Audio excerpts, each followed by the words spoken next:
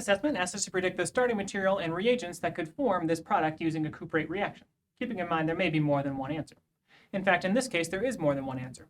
I've got most of it sketched out on the screen already, but let me talk you through what I've got so far and we'll finish it up together. The way to approach this type of problem is to find the alpha-beta bond in our product carbonyl. That alpha-beta bond used to be an alpha-beta unsaturated carbonyl in our starting material, and it reacted with some kind of cuprate to add a group to the beta carbon. So any alkyl group attached to the beta carbon in the product could have been a cuprate that reacted in this reaction. Here we have 3 alkyl groups attached to the beta carbon in our product, so there are 3 different cuprates we could use.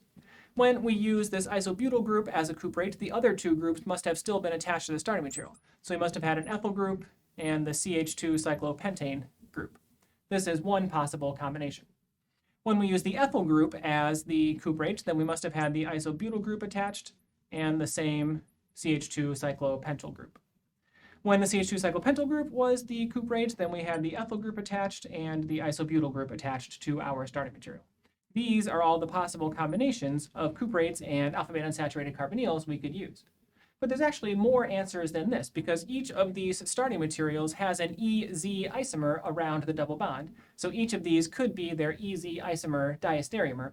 So there are 6 possible combinations that will form this one product using a cuprate addition reaction.